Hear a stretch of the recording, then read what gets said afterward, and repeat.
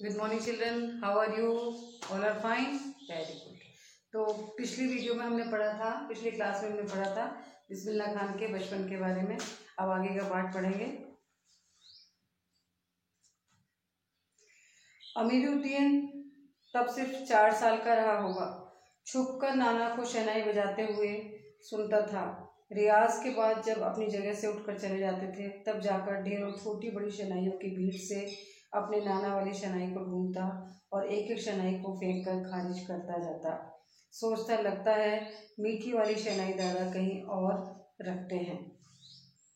तो इसमें किस तरीके से बताया कि बचपन से ही बिस्मिल्लाह खान के मन में सुर की समझ आने लगी थी कि जब उनके दादा नाना शहनाई बजाते थे तब उन्हें लगता था कि वो जो शहनाई बजाते हैं वो उसकी ध्वनि बहुत मधुर होती है और उनसे वैसी शहनाई नहीं बजती है। तो इसीलिए वो सारी शहनाइयों में से ढूंढने लग जाते थे कि उनके जो नाना शहनाई बजाते थे वो कौन, जिससे मधुर आवाज़ निकलती थी, यानी कि मधुर स्वर की पहचान उन्हें बचपन से ही आ गई थी। तो मधुर शहनाई, मीठी वाली शहनाई को ढूंढा करते थे। जब मामू अली बख्श खां शहनाई बजाते हुए सम पर आए तब धड़ से एक पत्थर जमीन पर मारता था। सम पर आने की तमीज़ उन्हें बचपन में ही आ गई थी, मगर बच्चे को यह नहीं पता था कि दाद बहा करके दी जाती है, सिर हिलाकर दी जाती है, पत्थर पटक कर नहीं। दाद का मतलब है प्रशंसा, कि जब प्रशंसा करते हैं तो पत्थर पटक कर नहीं बल्कि बहा कहकर दी जाती है। और बचपन के समय फिल्मों के बुखार के बारे में तो पूछना ही क्या, यानी कि बिस्मिल्लाह खान शहनाई के शौक के साथ साथ बिस्मिल्लाह खान को फिल्में देखने का भी बहुत अधिक शौक था। उस समय 3rd क्लास के लिए 6 पैसे का टिकट मिलता था। अमीरुद्दीन 2 पैसे मामू से, 2 पैसे मौसी से और 2 पैसे नानी से लेता था। फिर घंटों लाइन में लगकर टिकट हासिल करता था, यानी कि शौकीन मिजाज के थे वो। इधर सुलोचना की नई फिल्म सिनेमा हॉल में आई और उधर अमीरुद्दीन अपनी कमाई लेकर चला फिल्म देखने, जो बालाजी मंदिर पर रोज शहनाई बजाने से उसे मिलती थी। एक अठन्नी मेहनताना, अठन्नी का होता है 50 पैसे। उस पर यह शौक जबरदस्त कि सुलोचना की कोई नई फिल्म न छूटे। और कुलसुम की देशी घी वाली दुकान, वहाँ की संगीत में कचौड़ी। संगीत में कचौड़ी इस तरह क्योंकि कुलसुम जब कलकलाते घी में कचौड़ी डालती थी उस समय छन से उठने वाली आवाज़ में उन्हें सारे आरोह अवरोह दिखाई देते थे। आरोह अवरोह का अर्थ क्या होता है? क्रम से ऊपर चढ़ना और क्रम से नीचे उतरना, यानी कि असेंडिंग और डिसेंडिंग। तो जब कचौड़ी खाने की दुकान पे जाते थे तो जो तलने में जो आवाज़ आती है उसमें भी उन्हें संगीत सुनाई देता था, इसीलिए कहा है कि संगीत में कचौड़ी। तो राम जाने कितनों ने ऐसी कचौड़ी खाई होगी, मगर इतना तय है कि अपने खान साहब रियाजी और स्वादी, रियाजी का मतलब है अभ्यास करने वाले, कठिन अभ्यास करने वाले, संगीत के लिए अभ्यास की आवश्यकता होती है। तो कठिन रियाज है उर्दू का शब्द, कि बिस्मिल्लाह खान कठिन रियाज भी करते थे, कठिन अभ्यास भी करते थे और खाने के भी शौकीन थे। और इस बात में कोई शक नहीं कि दादा की मीठी शहनाई उनके हाथ लग चुकी है। क्या आशय इस लाइन का कि जिस तरीके से उनके दादा और नाना जो है मधुर शहनाई बजाते थे वैसी शहनाई अब बिस्मिल्लाह खान भी बजाने लगे थे।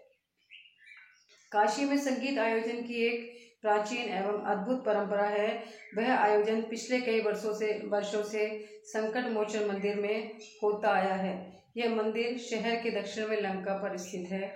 वह हनुमान जयंती के अवसर पर यहाँ 5वें दिनों तक शास्त्रीय एवं उप शास्त्रीय गायन वादन की उत्कृष्ट सभा होती है। उत्कृष्ट अर्थ होता है श्रेष्ठ। इसमें बिस्मिल्लाह खान अवश्य रहते हैं। अपने मजहब के प्रति अत्यधिक समर्पित उस्ताद बिस्मिल्लाह खान की श्रद्धा काशी विश्वनाथ जी के प्रति भी अपार है। मजहब का अर्थ होता है धर्म। वे जब भी काशी से बाहर रहते हैं तब विश्वनाथ व बालाजी मंदिर की दिशा की ओर मुंह करके बैठते हैं। थोड़ी देर ही सही, मगर उसी ओर शहनाई का प्याला घुमा दिया जाता है और भीतर की आस्था रीढ़ के माध्यम से बजती है। खान साहब की एक रीढ़ 15 से 20 मिनट के अंदर गीली हो जाती है, तब वे दूसरी रीढ़ का इस्तेमाल कर लिया करते हैं। तो इससे पता लगता है कि मुस्लिम होते हुए भी उनकी हिंदुओं के प्रति कितनी अधिक आस्था थी, कितना अधिक विश्वास था हिंदू धर्म के प्रति। अक्सर कहते हैं क्या करें मियाँ, ई काशी छोड़कर कहाँ जाएं। गंगा मैया यहाँ, बाबा विश्वनाथ यहाँ, बालाजी का मंदिर यहाँ, यहाँ हमारे खानदान की कई पुश्तों ने शहनाई बजाई है। हमारे नाना तो वहीं बालाजी मंदिर में बड़े प्रतिष्ठित शहनाई बाज रह चुके हैं। अब हम क्या करें, मरते दम तक ना ये शहनाइयाँ छूटेगी ना काशी। जिस जमीन ने हमें तालीम दी, जहाँ से अदब पाई, वो कहाँ और मिलेगी। क्या तालीम का मतलब शिक्षा, उर्दू का शब्द है ये, कि जहाँ से उन्हें शिक्षा मिली, जहाँ से उन्होंने अदब, जहाँ से उन्होंने संस्कार पाए, उसे वो कैसे छोड़ सकते हैं। शहनाई और काशी से बढ़कर कोई जन्नत नहीं इस धरती पर हमारे लिए। जन्नत का होता है स्वर्ग। आगे क्या कहते हैं कि काशी संस्कृति की पाठशाला है। काशी संस्कृति की पाठशाला क्यों कहा है, क्योंकि काशी में जो कला शिरोमणि है वो यहाँ रहते हैं। बहुत सारे कला शिरोमणि यहाँ पर रहते हैं, इसलिए काशी को कहा है कि संस्कृति की श्रेष्ठ संस्कारों की पाठशाला है। शास्त्रों में आनंद कानन के नाम से प्रतिष्ठित है। आनंद कानन का मतलब है कि आनंद का बाग, आनंद का बगीचा। तो चारों तरफ यहाँ संगीत का बोलबाला है, इसलिए बताया कि जो काशी नगरी है वो संगीत की थाप पर सोती है, जगती है, यानी कि संगीत का बहुत ही महत्व है यहाँ पर। काशी में कलाधर हनुमान व नित्य विश्वनाथ हैं। काशी में बिस्मिल्लाह खान है। काशी में हजारों साल का इतिहास है, जिसमें पंडित कंठे महाराज हैं, विद्याधरी हैं, बड़े रामदास जी हैं, मौजूद्दीन खां हैं। वह इन रसिकों से उपकृत होने वाला अपार जन समूह है। यह एक अलग काशी है, जिसकी अलग तहजीब है, अपनी बोली और अपने विशिष्ट लोग हैं। इनके अपने उत्सव हैं, अपना गम, अपना सेहरा बनना और अपना नौहा। आप यहाँ संगीत को भक्ति को किसी भी धर्म के कलाकार से, कजरी को चैती से, विश्वनाथ को विशालाक्षी से, बिस्मिल्लाह खान को गंगा द्वार से अलग करके नहीं देख सकते। यानी कि बहुत सारे कला शिरोमणियों की भूमि है यहाँ पर, और यहाँ धर्म और भक्ति और संगीत दोनों एक दूसरे से जुड़े हुए हैं। अक्सर समारोहों एवं उत्सवों में दुनिया कहती है ये बिस्मिल्लाह खान है। बिस्मिल्लाह खान का मतलब है बिस्मिल्लाह खान की शहनाई, यानी कि बिस्मिल्लाह खान का नाम सुनते लोग समझ जाते हैं कि यह प्रसिद्ध शहनाई वादक बिस्मिल्लाह खान है। शहनाई का तात्पर्य बिस्मिल्लाह खान का हाथ से आशय इतना भर कि बिस्मिल्लाह खान की फूंक और शहनाई की जादुई आवाज़ का असर हमारे सिर चढ़कर बोलने लगता है। शहनाई में सरगम भरा है। खान साहब को ताल मालूम है, राग मालूम है, ऐसा नहीं कि बेताले हो जाएंगे। शहनाई में 7 सुर लेकर निकल पड़े। शहनाई में परवरदिगार गंगा मैया उस्ताद की नसीहत लेकर उतर पड़े। दुनिया कहती है सुबहान अल्लाह, तो इस पर बिस्मिल्लाह खान कहते हैं अल्हम्दुलिल्लाह। सुबहान अल्लाह का मतलब बहुत अच्छा गाया आपने, बहुत अच्छा बजाया, शहनाई बजाई आपने, तो इस पर बिस्मिल्लाह खान का उत्तर क्या होता है अल्हम्दुलिल्लाह, यानी कि अल्लाह की नेमत है, अल्लाह ईश्वर की कृपा है। छोटी छोटी उपज से मिलकर एक बड़ा आकार बनता है। शहनाई का कर्तव्य शुरू होने लगता है। बिस्मिल्लाह खान का संसार सुरीला होना शुरू हुआ। फूंक में अजान की तासीर उतरती चली गई। देखते देखते शहनाई 1.5 शतक के साज से 2 शतक का साज बन साजों की कतार में सरताज बन गई, यानी कि शाह बन गई, सर का ताज बन गई, शाह बन गई।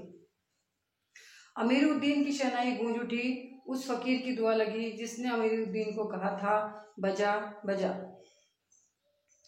किसी एक दिन शिष्या ने डरते डरते खान साहब को टोका, बाबा आप ये क्या करते हैं, इतनी प्रतिष्ठा है आपकी, आप अब तो आपको भारत रत्न भी मिल चुका है, यह फटी तहमद न पहना करें, अच्छा नहीं लगता। जब भी कोई आता है आप इसी फटी तहमद में सबसे मिलते हैं। खान साहब मुस्कुराए, लाड़ से भरकर बोले, धत पगली, ये भारत रत्न हमको शहनैया पे मिला है, लुंगिया पे नहीं।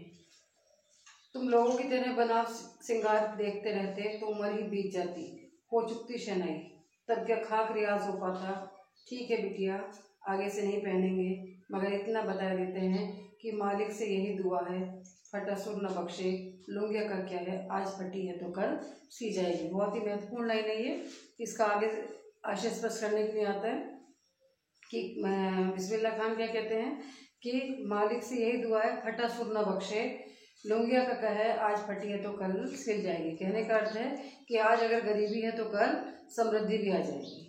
आज अगर फटे कपड़े हैं तो कल सिल भी जाएंगे, नए भी आ जाएंगे।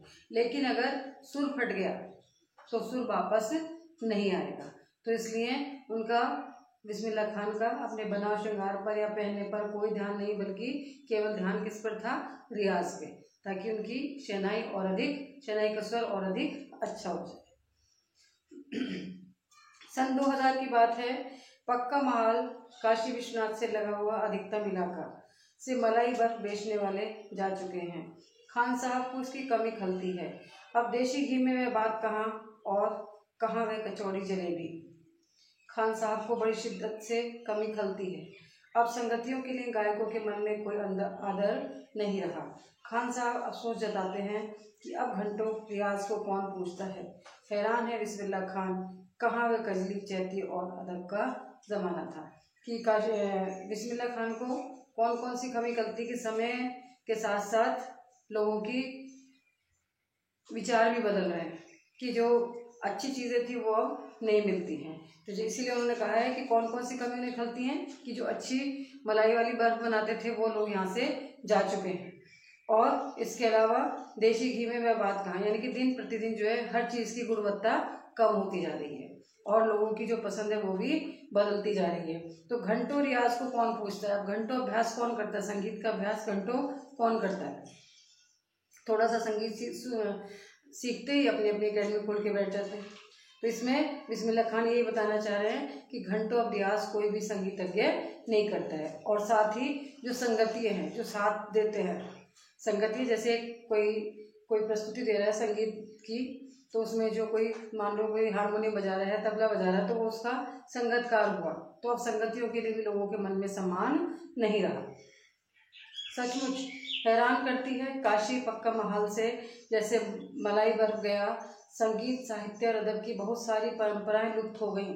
एक सच्चे सुर साधक और सामाजिक की भांति बिस्मिल्लाह खान साहब को इन सब की कमी खलती है। काशी में जिस तरह बाबा विश्वनाथ और बिस्मिल्लाह खान एक दूसरे के पूरक रहे हैं, उसी तरह मुहर्रम, ताजिया और होली, अबीर, गुलाल की गंगा जमुना संस्कृति भी एक दूसरे के पूरक रहे हैं। अभी जल्दी ही बहुत कुछ इतिहास बन चुका है, अभी आगे बहुत कुछ इतिहास बन जाएगा। फिर भी कुछ बचा है जो सिर्फ काशी में ही है। काशी आज भी संगीत के स्वर पर जगती है, उसी की थापों पर सोती है। काशी में मरण भी मंगल माना गया है।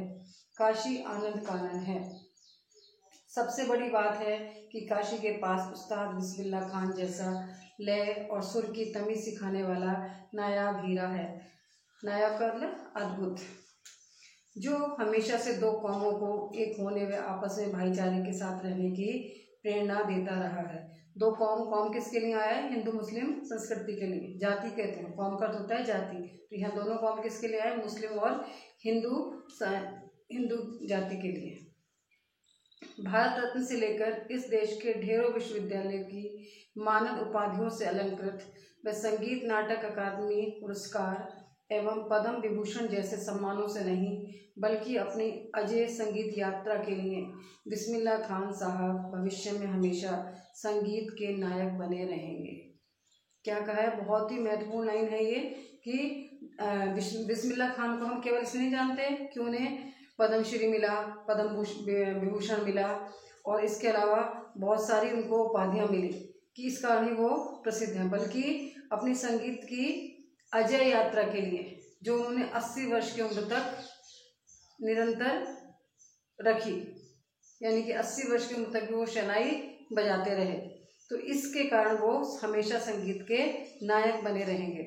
90 वर्ष की भरी पूरी आयु में 21 अगस्त 2006 को संगीत रसिकों की हार्दिक सभा से विदा हुए खान साहब की सबसे बड़ी देन हमें यही है कि पूरे 80 वर्ष उन्हें संगीत को संपूर्णता व एकाधिकार से सीखने की जिजीविषा को अपने भीतर जिंदा रखा। जिजीविषा कहते हैं जीने की इच्छा, यानी कि 80 वर्ष की उम्र में लोग जो हैं ईश्वर से अपने स्वास्थ्य की सलामती मांगते हैं, आर्थिक संपन्नता मांगते हैं, लेकिन बिस्मिल्लाह खान जो है 80 वर्ष की उम्र तक भी अपनी 5 समय की नमाज में अल्लाह से एक ही मांग करते रहे कि उनका सुर और अधिक अच्छा हो। इसीलिए कहा है कि अजीजी विशा 80 वर्ष तक भी उनके मन में और अधिक संगीत को निखारने की और एक अच्छा संगीत सीखने की इच्छा बनी रही। तो ये हुआ आपका पाठ नौबत खाने में इबादत। तो इस पाठ में हमने देखा कि किस तरीके से जो बिस्मिल्लाह खान की विशेषताएं उभर कर आई हैं, कि किस तरीके से वो एक धर्मनिरपेक्ष व्यक्ति थे, किस तरीके से उनके अंदर धार्मिक सौहार्द था, कि हिंदू संस्कृति मुस्लिम संस्कृति को बराबर का मानते थे, हिंदुओं की जो पवित्र नदी गंगा है उसको मैया कहकर पुकारते थे, काशी से कभी भी अलग होने के बारे में वो सोच ही नहीं सकते थे। और इसमें कहा भी गया कि बाबा विश्वनाथ और बिस्मिल्लाह खान दोनों एक दूसरे के पूरक रहे हैं। बालाजी के मंदिर को छोड़कर कभी वो अपनी शहनाई बजाने की शुरुआत कर ही नहीं सकते थे। तो इससे हमें क्या पता लगता है कि बिस्मिल्लाह खान एक धर्मनिरपेक्ष व्यक्ति थे। इसके अलावा एक दूसरी विशेषता उनकी आती है कि वो कला के अनन्य उपासक थे, कि किस तरीके से संगीत ही उनकी आराधना था। और आराधना करने के लिए मैंने पहले ही बताया था आपको कि आराधना करने के लिए बहुत अधिक अभ्यास की आवश्यकता होती है, बहुत अधिक एकाग्रता की आवश्यकता होती है। और इस तरीके से अनन्य उपासक कह सकते हैं। मैंने अनन्य का अर्थ क्या होता है? जिसके समान कोई दूसरा ना हो। तो ये हो गया बिस्मिल्लाह खान की जो विशेषताएं हो गई कि धर्मनिरपेक्ष थे, धार्मिक सौहार्द उनके अंदर था, कला के अनन्य उपासक थे और मिली जुली संस्कृति के प्रतीक थे। ये इनकी विशेषताएं हो गई। इसके अलावा इसमें और भी प्रश्न आपके, जैसे रचना अभिव्यक्ति है, रचना अभिव्यक्ति में भी प्रश्न पूछे पाठ के पूछे गए हैं आपके इसमें प्रश्न।